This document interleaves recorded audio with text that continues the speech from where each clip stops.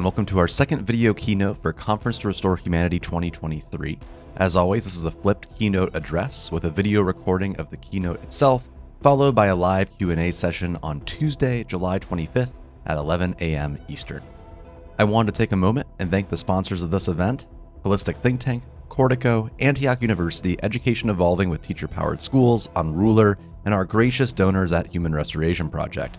These sponsorships ensure that we can continually host successful events like this, as well as release much of each conference's resources as Creative Commons materials for years to come. More information about our partners can be found in the links below.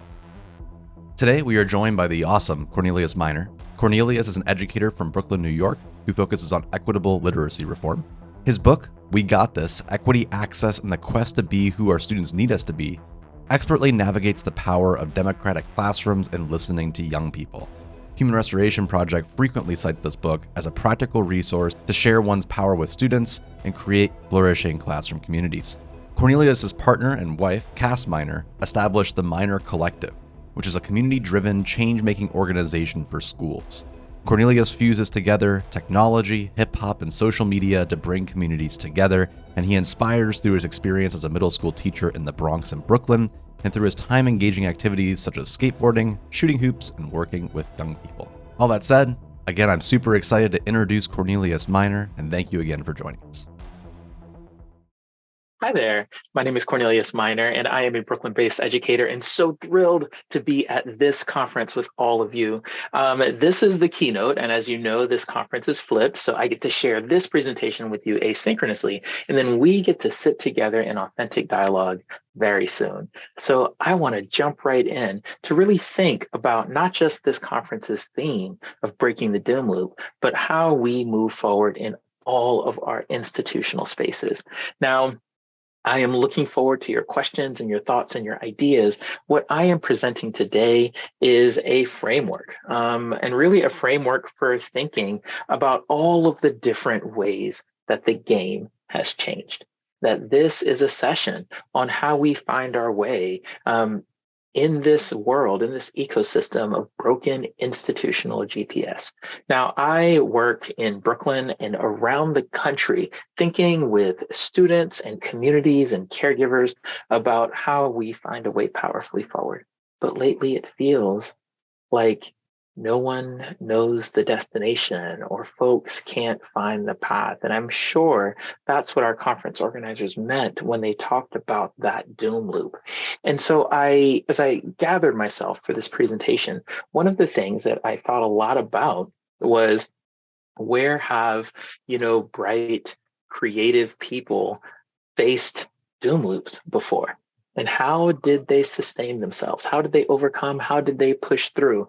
Now, I am a history nerd and a basketball nerd. So, of course, I had to turn to some of my favorite scholars. And so I wanted to start today with a bit of a story. I want to take us back to 1985. And this is a 1985 metaphor. Again, I am a history and basketball nerd. And in 1985, many of you, possibly know, or we've got some folks who don't know, but 1985 was the rookie year of a relatively unknown young person named Michael Jordan. Now, to think about 1985 is to consider, kind of the world of basketball at that time, right? And in the world of basketball at that time, Magic Johnson, the player pictured here in yellow on the left, number 32, was widely considered by many to be among the best basketball players on the planet. So again, you've got Magic Johnson, who is considered by peers and critics and sports experts as one of the best players to ever touch a basketball. And in 1985, Magic Johnson, one of the best players to ever touch a basketball, plays a game against this little-known character, Michael Jordan, right? And in this game, Michael Jordan had an explosive evening. He scored well over 20 points against this veteran, this titan of a player, Magic Johnson. And so after the game, Magic Johnson is completely frustrated by this young, again, relatively unknown player. And a sports writer comes to him and they ask him, Magic Johnson, you're one of the greatest players to ever touch a basketball. What happened tonight? How come this new kid scores all of these points in this game? And Magic Johnson, in his frustration, shares that these new kids, they show up and they are messing the game up. Again, these new kids, they show up and they are messing the game up. It used to be that people didn't run down court on every play. It used to be that people didn't grab rebounds like all the time like this, but this new kid is showing up and he is messing up the game, right? And as I think about our work right now as educators and as educator adjacent, I think sometimes how we, like Magic Johnson, tend to blame the new kids. I have even felt it in my own frustrations as I look around the classrooms here in New York City. Sometimes I'm like, these new kids, these new COVID kids are messing the game up. Things used to be okay before, right? And when I think about the theme of this conference, for me, that is part of the doom loop, where we are always looking back to some nostalgic past that I'm not sure actually existed. That I don't want to be among the folks blaming the kids, the community. I want to be among the folks pushing for powerful and radical systemic change. I want to be among the folks making the change. And so as I think about starting this talk again, I started with this example of Magic Johnson, and now I want to fast forward a few years. This is 1985, and I want to fast forward to 1992. That 1992, these two play on the same team for the first time. Magic Johnson plays on the same team as Michael Jordan. Michael Jordan is no longer a young, unknown player. He has now become a peer, or many say surpassed Magic Johnson, that he is now recognized as one of the best players on the planet. And when asked at the time now about their teamwork together, Magic Johnson reflected on the years since meeting a rookie, Michael Jordan. And he says that, of course, at the time, I was the most dominant player. When Michael Jordan showed up, I was one of the most dominant players. But the game was changing all around me. And I had to learn how to adjust how I play, or I was not going to be successful anymore. And so as I think about our work today, our work moving forward, it feels like the game is changing all around us. And so I have been thinking how we break the doom loop by adjusting how we play, right? Now I'm thinking about all of this in school ecosystems that aren't always sustainable. I'm thinking about all of this in some community ecosystems that feel hostile and threatening toward teachers.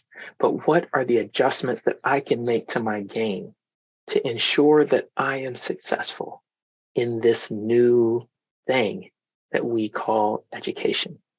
And I wanted to reflect on that with all of you today over the next few minutes. And so as I think about how I adjust how I play the game, I want to share with you some foundational thinking. That one of the things that we know is that when people are heard and understood, they feel safe, right? That this is true for students, and importantly, this is true for us. We know that wherever safety is, there is belonging, right? Even if that place ain't home, even if the people there are not like me, that folks don't just feel heard because someone listened. Folks feel heard because you noticed what the person did because they listened. They took action, right? And so as I think about adjusting how I play the game, I'm thinking lots about sustainability. I'm thinking lots about health. I'm thinking lots about how we make the necessary adjustments to ensure that everyone thrives. And as we do that, I wanted to give a bit of a blueprint that much of today's work, much of what I want to do with you, centers around listening. I feel that every change, every adjustment has to come from what a community says that it needs, right? Work that does not honor what a community says is colonial, right? And so the act of listening is really, really powerful. That everything that we attempt today, everything that I hope that you attempt in your own work, I want it to come from what students are saying, or from what their caregivers are offering, or from what community is articulating as a need.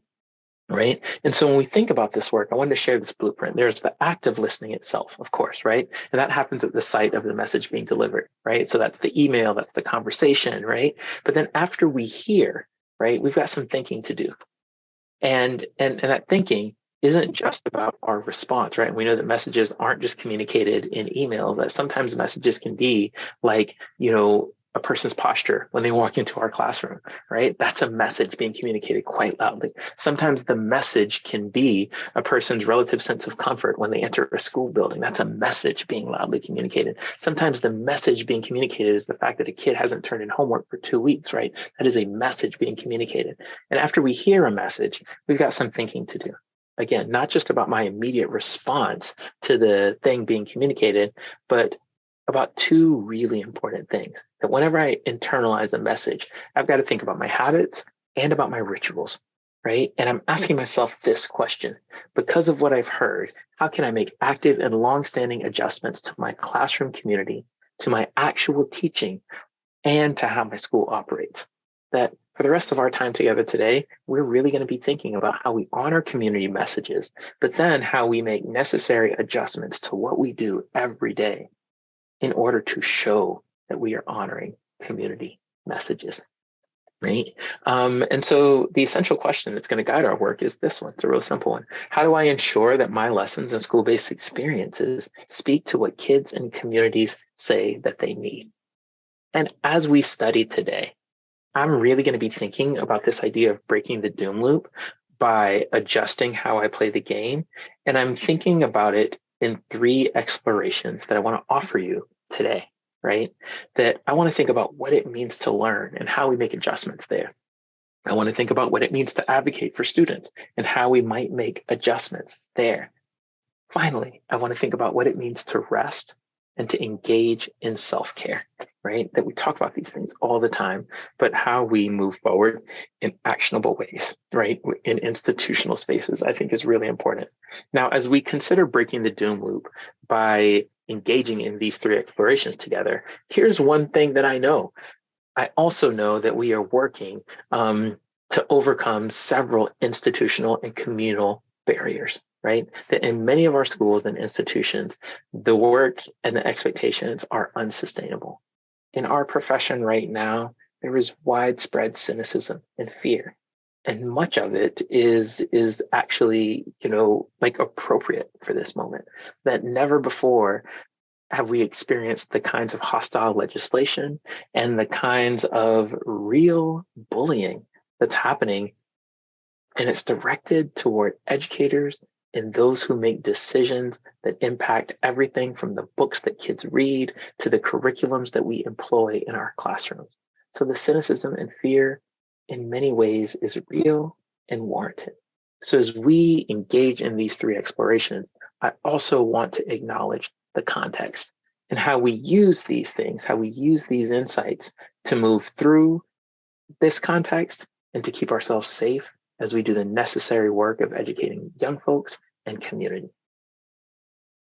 And so I want to start with our first exploration, right? Like we think about adjusting how I play the game. I want to think about, what it means to learn, right? That's what we're here to do, right? That's the foundational thing. When we think about school, the backbone of it is learning, right?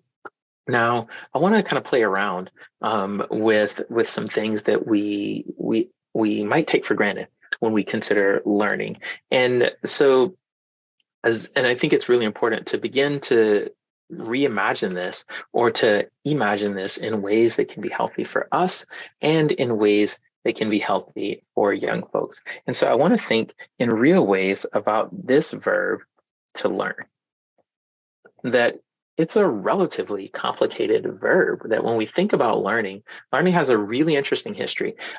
Even when we just consider, American education, right? We know that people have been learning since the beginning of time. But if we think about the relatively short, 2 centuries of America, when we consider American education, learning still has a very complicated history, even though that history is really short. That if we were to step into a time machine and go back to the, early American education, so I'm saying late 1770s, early 1780s, we know that, there was lots being contested at that time. We could dive into a whole history lesson of all that is problematic and all that is interesting about that moment. But I want to focus our lens here on learning. And at the time, it was believed that learning was a relatively linear thing. Like if we were to talk to educators back then, we would have a discussion that flowed pretty linearly. It would look something like this. People kind of operated in school space with this belief that if I teach you a thing, that must mean that you have learned it, right? And so it was this very linear thing. Now, here's what we know. We know that learning is not linear, right? And if we were quite honest, to be in the 1780s, really the conversation would go something like this, not simply teach, but if I say something, that means that you have learned it. And we know that this is not true. That's not how learning works. It is not linear. But here's the difficult part of being an educator in 2023, that much of contemporary education is poisoned by this antiquated notion, right? That there are still classrooms and school communities where the expectation for learning looks very much like it looked in the 1780s. And we've all heard the statements before, right? Like, oh, I don't know why the kids don't understand this. I told them yesterday, right? We know that teaching is not telling, right? That learning is not linear. And so as we start our explorations today, I wanted to really begin by reimagining this verb, learn, right?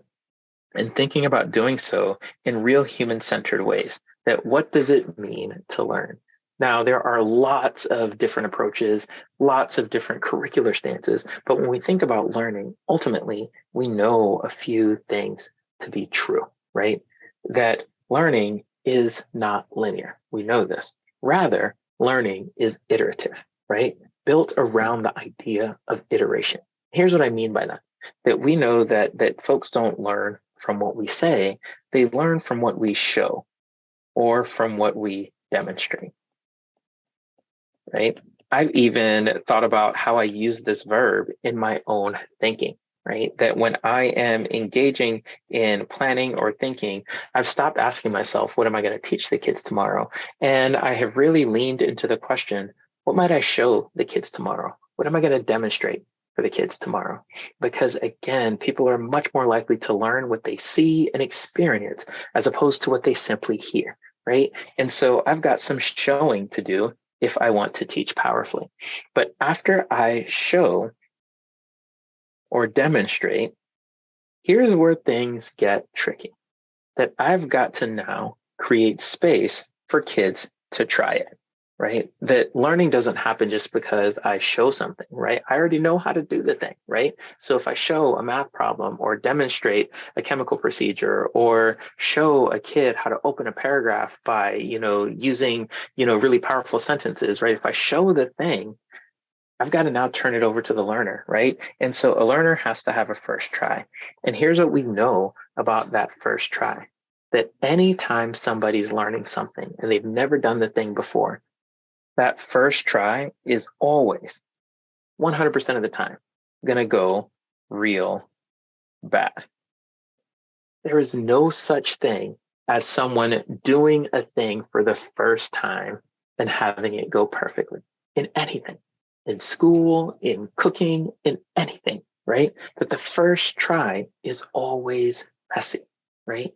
And in school, I have really been asking myself, right, for breaking the doom loop, how do I create space for this first attempt, right? And here's an interesting thing, right? That in school, we have these conversations that are kind of toxic, even though we don't know that they're toxic, right? I have this expectation sometimes of myself where I'll come and I'll say, oh, I taught it really well today because I taught the thing and all the kids got it, right? And here's the thing, that's a fiction. Anyone who comes to my class and gets new learning on the first attempt did not learn that thing from me. They knew it before they actually came to school. That if someone is authentically learning something new for the first time is pretty messy. And again, this goes for math, this goes for cheesecake, right? If I were to teach all of you right now how to make a cheesecake, right? All of you would go off and attempt your cheesecake and you would come back with cheesecake that might not be inedible, but it won't be perfect, right? Now, here's the fascinating thing. Those of you who are already bakers or those of you who have made cheesecake before, you're going to come back with great cheesecake, right? but you're not going to come back with great cheesecake because of my lesson. You're going to come back with great cheesecake because you've done it before, right? And here's what school does, right? School tends to honor the kids who have done it before, right? And so the kids come back with the perfect cheesecake and we say, oh, you're brilliant. You're a genius. You need to be put in an accelerated or gifted track, right? When we say those things, we are not honoring a kid's proficiency. Rather, we are honoring their privilege. Those are the kids whose parents had the disposable time and income to ensure that they knew cheesecake before they came to school, or to ensure that they knew algebra or reading or literature before they came to school. And so I'm often thinking, how do we honor the labor of the kids who come to school to engage in authentic learning? That means understanding that after a first try, things are going to be decently bad, right? And then after a second try, things will be not perfect, a little less bad, right? And then after a third try, things might be okay-ish, right? And so when we think about learning, learning is a series of iterations, right? First try, second try, third try, right? And so in school, when I think about how we break the doom loop with young folks, even our own professional learning, creating space for failure and creating space for revision and creating space for more attempts, right? That learning can't be a series of presentations and assessments. Rather, learning has to be demonstration, attempt, assess, revise, attempt again, right? That learning can be really powerful and we can honor everything that kids bring to the table if we think about how learning actually goes. I think it's really important to acknowledge what our lack of understanding around this has done to kids. We all teach in school ecosystems where there are kids who will decide after a demonstration to not start, right? And often those kids get labeled, right? We call those kids defiant. We call those kids lazy. But I want to dig beneath those labels because not only are those labels inappropriate, but those labels suggest that maybe it's the way that we've done this that has kids not starting. Because if the expectation is that you get it on the first try, kids know that they might not get a thing on the first try. And if I'm going to be punished because it goes real bad at first, then I will avoid starting altogether, right? That's what any smart adult would do. And that's what many kids are doing, right? And I also think about the kids who will engage in the first attempt, but then they won't make it to that second attempt. And this second attempt is a really important thing for me, right? That if there is no second attempt, there is no learning. And so oftentimes when we think about our work, when we think about our own growth, I often think, how do I get kids at least to that second attempt? Right? That those are important things to consider as we think about breaking the doom loop, right? That what does it mean to learn, right? That we can create space for iteration. We can create space for failure and revision. Now, we often say these things out loud, but I think about what does it mean to make the institutional adjustments to allow for these things, right? And so I wanted to kind of take this idea of reimagining learning and making the institutional adjustments for authentic learning to happen, and then apply it to something that we say all the time, right? We often talk about this idea of advocating for students, but these things get said in a Hallmark card kind of way, right? Folks are like, oh, well, we want to advocate for the kids, but then what does that actually mean in a classroom space? What does that actually mean in a planning stance? What does that actually mean when I am assessing student work? Like, what does it mean to advocate for students? And I want to start in a relatively global way, because here's the conversation that I often hear when we use words like advocacy, that people consider big things, right? They consider what's going on with the school board. They consider what's going on with the federal government. They consider what's going on in the principal's office or what's going on in the department. And people say to me all the time, they're like, Cornelius, I am a teacher, or Cornelius, I am a coach, or Cornelius, I work on the 7th grade team, right? That I don't have control over what happens at the district level or what happens at the federal level. And so I wanted to really kind of take our thinking about learning and transition it into this, as we're thinking about what it means to advocate for students. I want to name two things that I've been thinking a lot about. first thing. I've been thinking lots about my realm of concern, but then I've also been thinking about my realm of actual influence. And here's the thing, if my thinking lives all in my realm of concern, I get overwhelmed, right? Because I'm concerned about so many things. I'm concerned about things at the federal level, the district level. I'm concerned about things at the school level. And as a coach and classroom-based person, can't always touch those things, right? But when I think about what are the things that are within my realm of influence, the things that I can touch, the things that I can move as a classroom-based or coach or as an assistant principal, wherever you sit. And so I spend a lot of time listing the things that are within my realm of influence, not just worrying about the things that are within my realm of concern. And here's what I want to do with that thought. Now, first of all, I hope that you kind of pause this recording for a while and think about what are the things that are within your realm of influence. As you consider your positionality in a school, as you think about the social capital that you wield, as you think about, those intangible ways that we might lead, even though we might not have positional power, right? What are the things that we can touch? What are the things that we can do? Now, of course, there will always be things out of my reach, but I hope that you spend a little bit of time today thinking about the things that you can actually do. And here's why, right? Because I think it's important as we think about advocating for kids. I think it's important to understand, how systems of oppression continue to work in schools, even though we've had many, many movements over the last few years to build awareness, even though we've had many, many discussions over the last few years. I think it's really important to consider how systems of oppression are still impacting kids in really, really big ways that we can measure, even though these systems themselves might be invisible, right? We know that in communities, inequity does not always happen because people choose to be mean or unkind, right? And I know, and that the conversation on equity often gets derailed when we make it just about how we treat one another or about something insensitive that somebody said that one time, right? It is all of that and more. That I think it's really important, especially at this conference, especially as we're studying how to break the doom loop, to understand that institutional harm sometimes happens because of the institution itself. Not because people are mean, not because they're unkind, but because of how the institution is built. And we can learn to see this and to respond to it, right? That I have made a career of studying all of the different ways that institutional harm happens to groups of kids.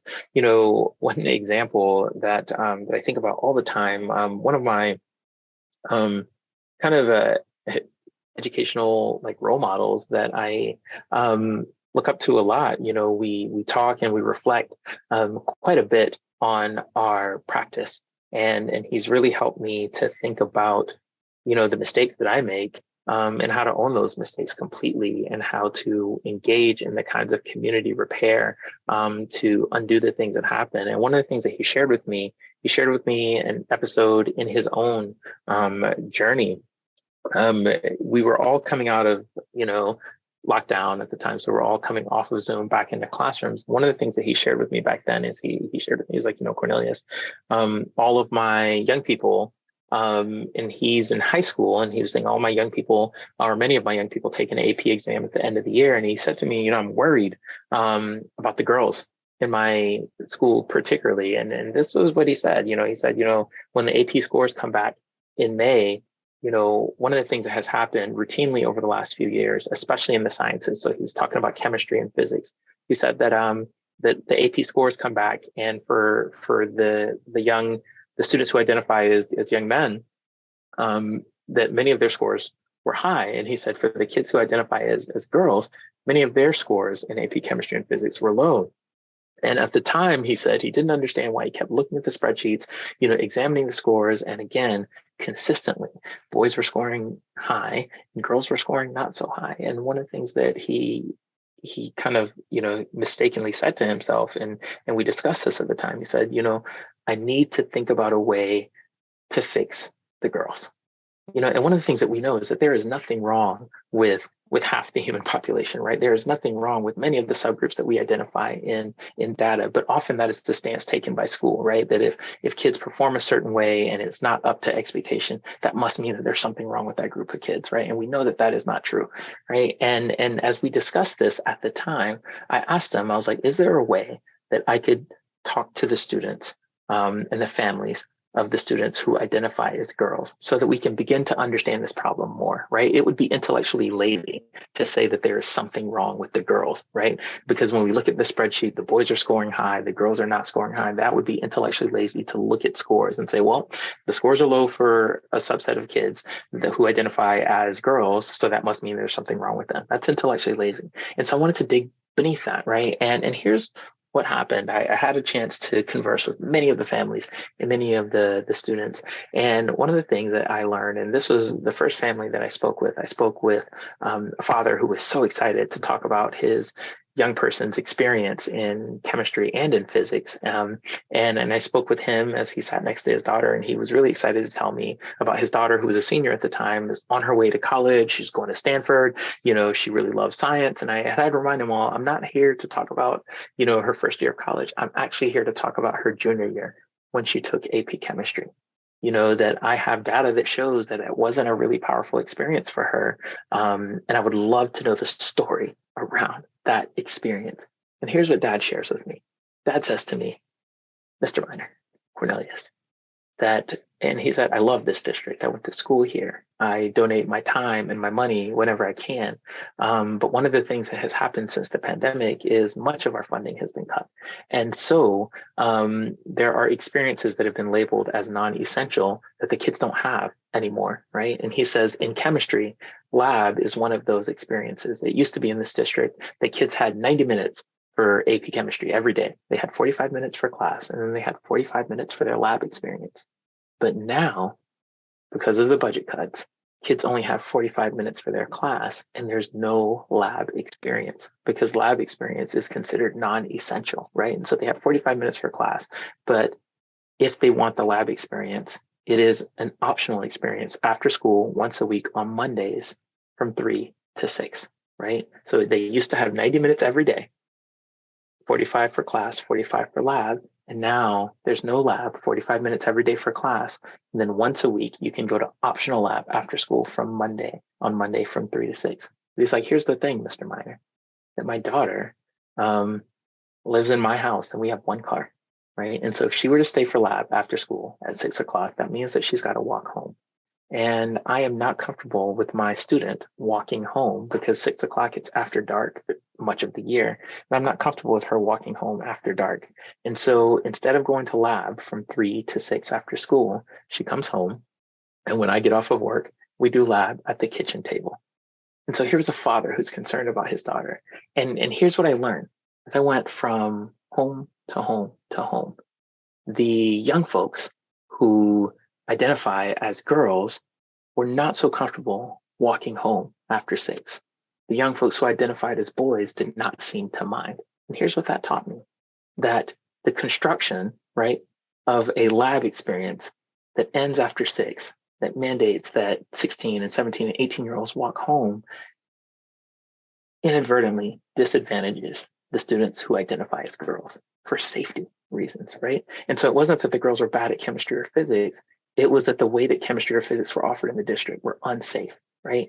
And so we had to think about that, right? That is a system, right? And I want to kind of like unpack that a little bit with you, because I think it's important not just to understand systems, right? But then to think about how we can intervene and interrupt them, right? The systems we know are rules, traditions, customs, or policies that are applied to a community at large that might have a negative impact on a specific group of folks within that community, sometimes because of who they are. Like in the example I just gave, right? That we create a way to do chemistry, but the way to do chemistry happens at night. And so if you identify as a girl, chemistry becomes now inaccessible to you, right? For safety reasons, right? Or if you don't have a car, chemistry now is inaccessible to you for transportation reasons, right? That these are systems. Now we know that systems exist at the district and at the school level, but as we think about breaking the doom loop today, one of the things that I wanted to share with you is that we know that systems exist at the classroom level, my realm of influence, right? And so I want to pause here just to give us a moment to reflect, because I just shared a lot with you. And as you think moving forward, specifically about what I shared about systems, what's being confirmed for you today? What new ideas or thoughts are emerging? What questions do you have? And again, we get to discuss after you watch this keynote. And so those questions, we get to really move through them together. So I hope that you'll pause the video and consider this reflection, right? But I think it's really, really important to think about what are the systems that are within our realm of influence. Now, from where I sit in a classroom, there are many, right? That all of my work is spent shoulder to shoulder with teachers. And when we think about classrooms, there are decorations, there are grading expectations, there are discipline policies, there are community traditions, there are seating arrangements, there's classroom culture. All of these things are things that I can influence. All of these things are things that you can influence if you occupy a classroom every day, that these systems are things that can either include kids or exclude kids. And these are things that are within our realm of influence. And so as we think about breaking the doom loop, one of the things that I think about is what are the things that I have the power to change every day, right? What are the things that I have the power to forge in ways that are better for kids and for community? That these are they, right? And I think that that's really important. Again, I hope that you're spending a little bit of time reflecting in preparation for the discussion that we get to have in a few days. But what's being confirmed for you today? What new ideas or thoughts are emerging for you? And what questions do you have? Now, one of the things that I want to offer, right, is not just an awareness of systems, but then a way that we move toward interrupting them, right? How do we really embrace the things that matter to us, especially as we move and operate inside of institutional spaces, right? And so I didn't want to just leave you with an identification of systems that we can impact, but I wanted to think about a blueprint, a way, right? And so here's a possible recipe for moving toward the kinds of futures that we want for ourselves and that we want for kids. Now, anytime I think about a recipe, right?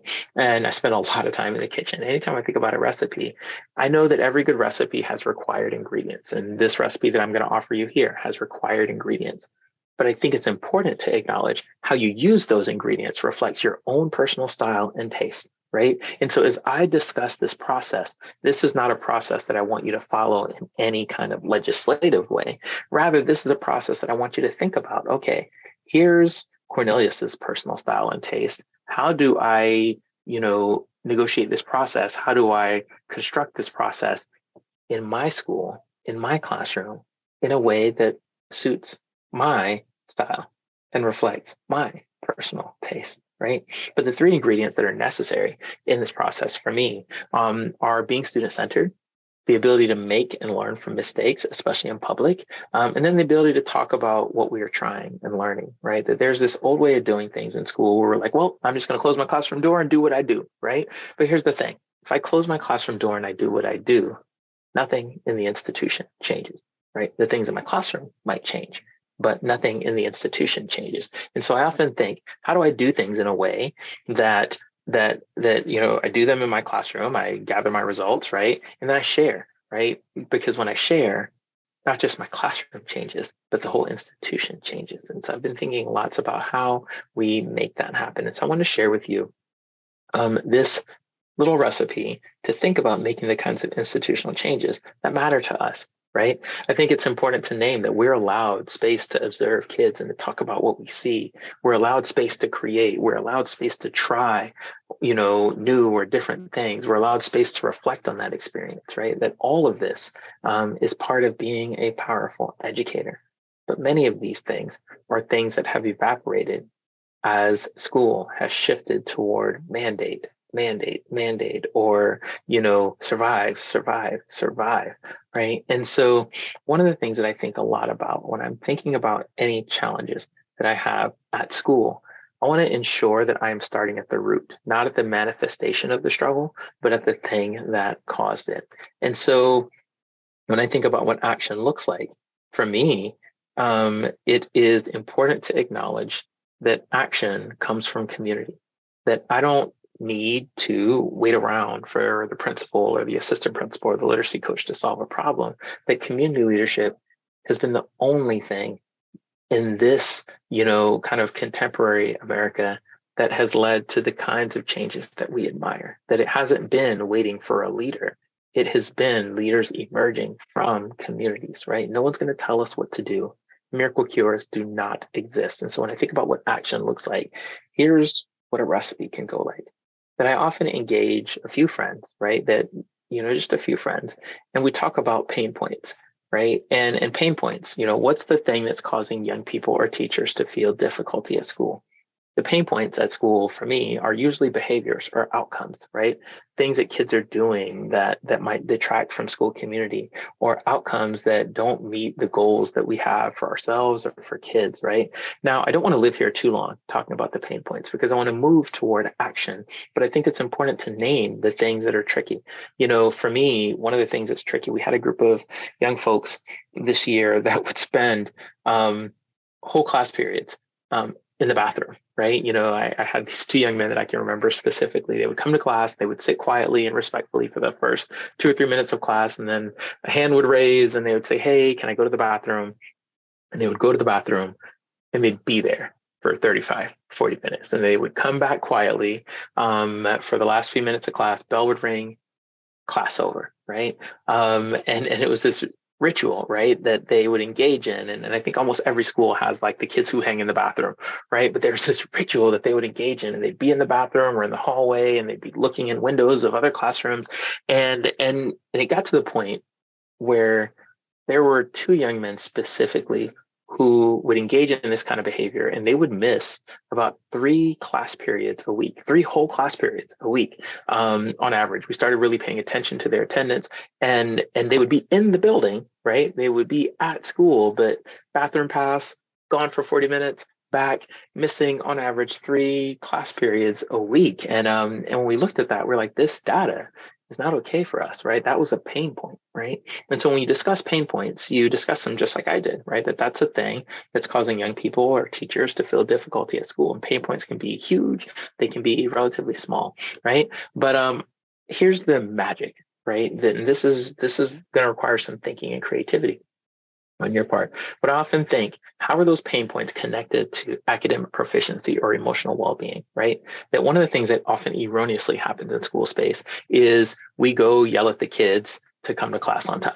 We go yell at the kids to not hang out in the hallway, right?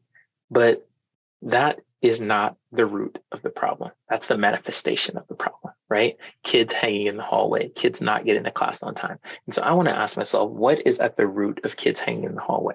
What are the academic or emotional needs that are leading to these observed outcomes or behaviors, right? And here's what we discovered about our cohort of young kids, specifically our boys. What we discovered is that many of the kids who hung out in the hallway were the very same kids who struggled with reading, right? So it wasn't a hallway problem that we were having. It was a reading problem that we were having. Do you see what I've done here?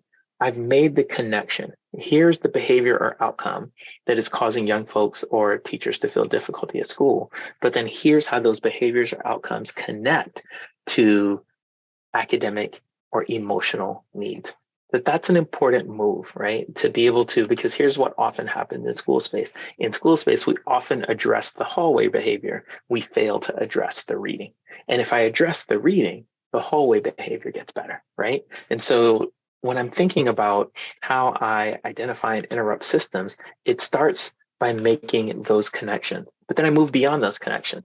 I choose to focus, right? That we can't focus on everything. There's so many things to do at school. We can't focus on everything, and we shouldn't. And so I ask myself, what is one focal area for now that could have the greatest impact that might alleviate the institutional pain that we're feeling, right? We're feeling this institutional pain around kids not getting to class on time or around kids hanging out in the hallway. We're feeling that institutional pain. So it's one thing that I can do, one focal area that might alleviate this institutional pain.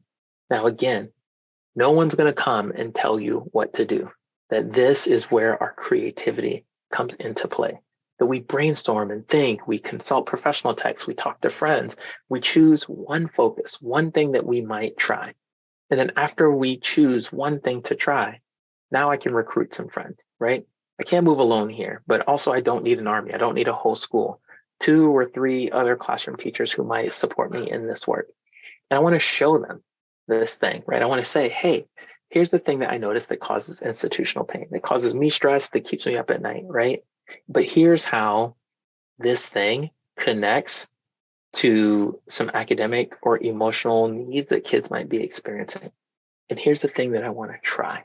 I want to try this. And so for me, we have this group of kids that was like hanging out in the hallway, right? Not attending class. They were missing on average 3 classroom periods a week, right? And so I couldn't sit with that. Like that was really difficult for me. And so I was like, well, what can I do? Right. And so one small thing, right? We choose one small focus, one thing that is like, what would happen if I, embedded, because I'm a literacy person, a little bit of reading intervention in every class period, but I did it in ways that felt communal, right? Where kids could work with other folks, kids could move a little bit, kids could like talk a little bit.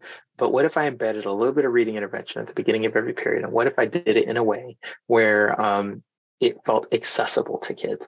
Because here's the gamble that I made. Here's the bet that I made with myself that if the first thing that kids do when they walk into the room, they can be successful at, they're less likely to leave class to go hang out in the bathroom, right? And so I just kind of set that goal for myself. I think the way forward might be to embed a little bit of reading intervention at the beginning of every class period for the first 7 minutes of class and do it in ways that feel social, right? So I recruited some people and I shared my idea with them. Here's the institutional pain that we're feeling. Here's the idea. But then I test the plan, right? With my small group of friends that I recruit, right? For 2-ish weeks, let's try the thing, right? We're going to try the thing for 2-ish weeks, but then we collect data. So for 2 weeks, me and 2 other friends tried to embed a little bit of reading intervention at the beginning of every class period. We did so in communal ways. And for 2 weeks, we collected data, specifically who's attending, are they early, are they late, and then who's hanging out in the hallway, right? Is it impacting hallway behavior? What's interesting is we went from a cohort of boys missing on average 3 periods a week due to hallway behavior down to only missing about 1 period a week. So one could argue we still have a hallway problem, right? We went from missing an average of 3 periods a week down to missing an average of 1 period a week.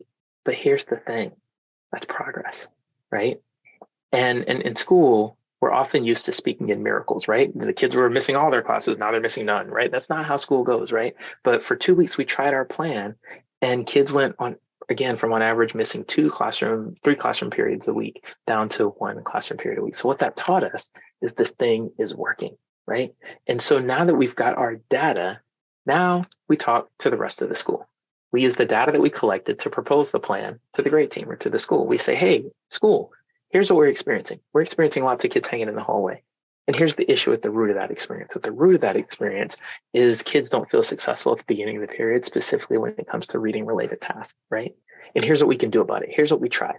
We tried to offer some intervention at the beginning of every class period. And here are the outcomes that happen when we tried it with 3 classes, right? And so here's what gets to happen next. We can try it in more classrooms. And here's how you can support this work, and here's how I'll be supporting you, right? That this is how we create change, communal, right? And so as I think about impacting systems, I don't just sit around and lament about them, that I really think this doom loop doesn't get broken unless I intervene.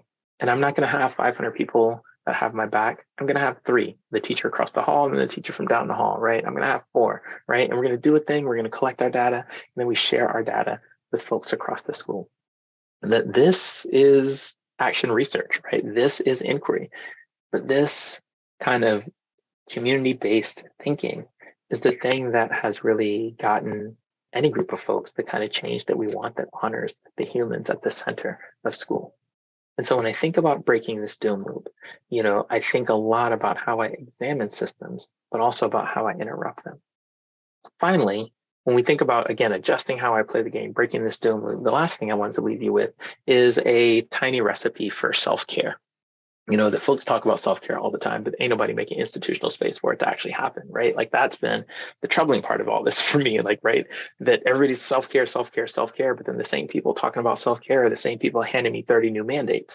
And so I'm thinking, like, how do I, take this into my own hands to ensure that me and my people feel good, right? And so I'm borrowing, as I close today, I'm borrowing from, one of my favorite leaders. This is Fannie Lou Hamer. If you don't know Fannie Lou Hamer, please do your Googles. In my estimation, she's the greatest American who ever lived. She's my favorite historical figure. And Fannie Lou Hamer just a real titan in the American civil rights movement. That often we talk about folks like John Lewis, we talk about folks like Martin Luther King, but rarely ever do we turn to our foremothers. And so Fannie Lou Hamer, one of the things that really strikes me about her is her ability to organize and to reflect. And she didn't talk explicitly about rest, but from studying her historical example, there's a lot that I've learned about rest. That we know that the antidote to the fatigue that we are feeling is rest, right? One of the things that she said quite openly, and she's often quoted by saying, I'm sick and tired of being sick and tired, right? She and by saying that, she was suggesting that if the things that fatigue me continue to persist, I can never rest, right? So if the things that fatigue me in school, in communal space, continue to exist, I can never rest, right? And here's what my rest has historically felt like. For anybody who knows me, I've got an amazing green couch at my house. I got one of those beautiful IKEA sectionals. I love, love, love going to IKEA and getting ice cream and then putting together my own furniture. But like I've got this sectional where I sit on my couch and I watch all the Netflix, right? That's how I rest, right? But here's the thing. If something at school fatigues me, I come home, I rest up on my couch, I watch all the Netflix. But then for me, I often return to school and I run right into the very thing that fatigued me in the first place. And so that need for rest still exists. It feels like this cycle, right? I'm fatigued by school. I go home, I hang out on my couch, I watch all the Netflix, I feel rested, but then I get right back to school and I have to encounter the same thing again, right? And when I think about this work that we're doing at this conference to break the doom loop, when I think about the work that you do in your school, when I think about how I want to leave you after this presentation and after our Q&A, I want to leave you with this idea of restorative rest. But restorative rest is a little bit different than what I'm naming here as subsistence rest. Restorative rest is defined by two key attributes, creativity and innovation, right? And restorative rest says, right, something at school fatigues me. I still go home and hang out on the couch, but part of hanging out on the couch is maybe a little bit of daydreaming, a little bit of imagination of how I might change the things that fatigue me. Because when I return to school, if I change the thing even a little bit, right, what that gives me is a little bit more room, a little bit more clarity for me to do my actual work. For me, this is freedom, right? This is the kind of ecosystem I want to work in, an ecosystem where the challenges of the day don't persist because the people around me are working toward easing them. It is a complete honor to be at this conference with all of you who are working so brilliantly in all of your communities to ease the challenges of the day. My name is Cornelius Miner. It has been a complete honor to hang out with you today.